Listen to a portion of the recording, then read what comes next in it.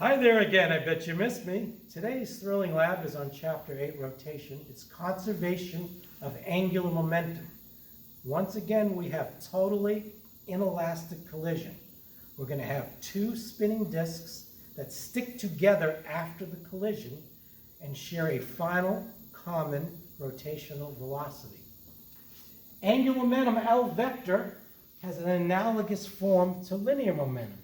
You have the rotational inertia I, called the moment of inertia. Standard units would be kilogram meters squared,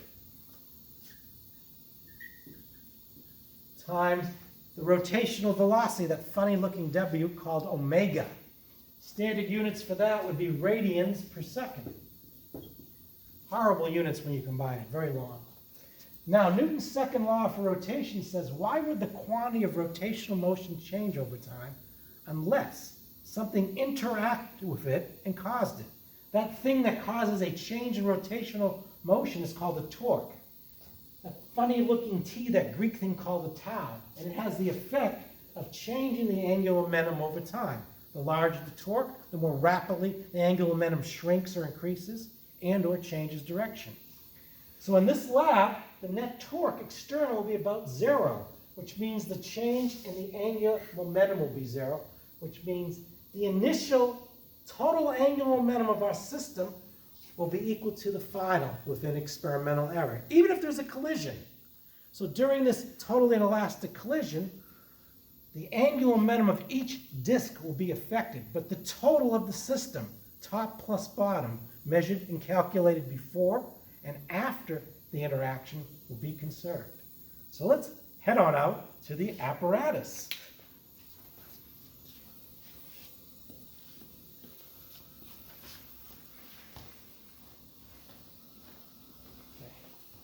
What we have here, if you listen, we have discs with air going down the middle shaft. So this thing moves pretty much without any friction.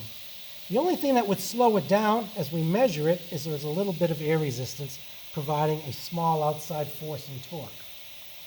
Both the top and bottom disc, if they're rotating, get to rotate around the same vertical axis.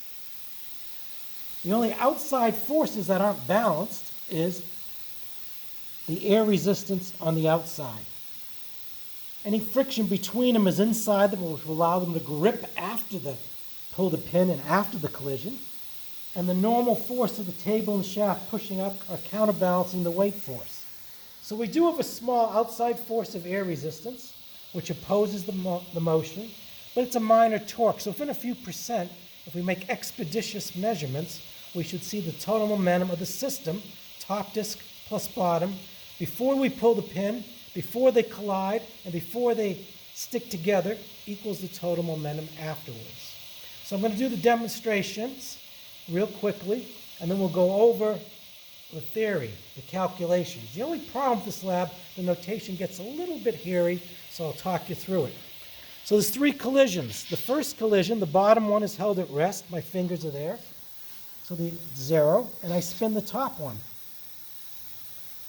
Then I pull the pin, I record it, ready, set, record, and then I record the final, and I'm done.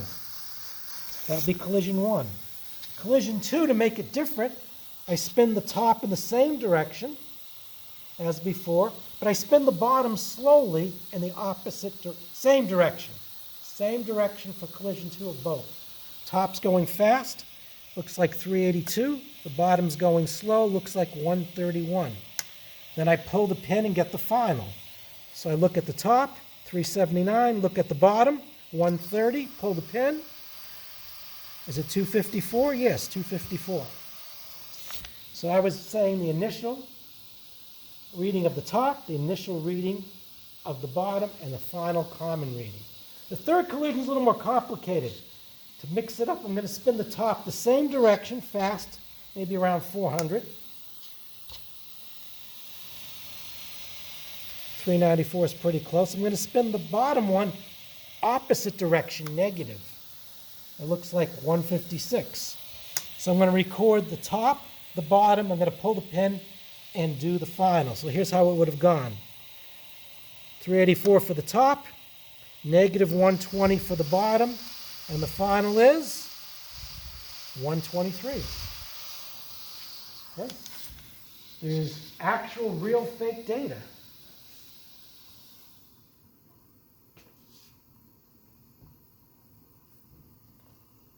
That's the water board. So let's take a look. This is the hard part, or at least the more alphabet soup. Okay, these discs have an inner and outer diameter because there has to be a hole in them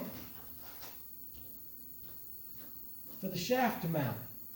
So I measured on the scale for the top and bottom disc their mass and their inner and outer diameter, and I divided by 2 to get the inner and outer radius. Subscript I as an N means inner, suspect O means outer. For a hollow cylinder, a solid cylinder, it's 1/2 the mass r squared, but it's hollowed. It's this formula.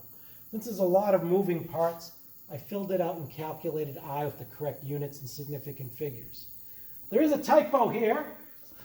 Ignore this. By the time you see this video, this will be fixed. There should be a 0.0 here. This was done after 11 hours.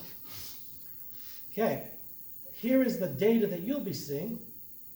For collision 1, the initial reading of the bottom was 0, the top was 400, the final was 199. To convert from a reading in bars per second into radians per second, we notice that in this disk, there's 100 white ones and 100 black ones. My colleague Don counted it. So there's 200 bars and a full round trip around the circle, and there's 2 pi radians in their circumference. So the conversion factor is 1 bar per second is equal to 0.314 radians per second. So we measure in bars per second, we convert to radians per second. A laser hits this, it bounces off the white, absorbs the black, and they count the reflections every 2 seconds. So I filled in the first one. You have to do samples over here for trial 2 and 3 and show me the work, how you got this, this, and this. Just follow the same pattern here. And for number 3, remember number 3, this guy is negative, okay? And so you can fill that in there. Now comes the hard part. We want to calculate the total angular momentum of the system, top plus bottom, before and after the collision. For the first collision, only the top was moving, so it had a non-zero angular momentum. The bottom was stationary. You take the inertia of the top, which was 0.0109, I think, and you multiply it by the omega, which I think was 12.6. And that's what you get this. Since there's nothing to add for the first collision, only the bottom was stationary, the total initial angular momentum is top plus bottom is 0.137 with these units. The final we get by doing it this way. We take the final total inertia, it's these two, and there's a mistake here. We multiply it by the final omega here, and we get it. And it should be worked out for you, so I don't have to point. So we have the original inertia. That's a 12.6. This will be fixed, and that gives you the 0.137. We add 0, so the total before the collision is 0.137. After the collision, the top and the bottom stick together, so you add up their total inertia, these two, and again, this is off by a factor of 10. I got to fix that, have a typo, times the final. Okay? And so there's a typo here and there, but it's essentially right. And it will be fixed. It will be perfect by the time you view it, unless you're viewing it now. No one told you to view it, but it will be corrected.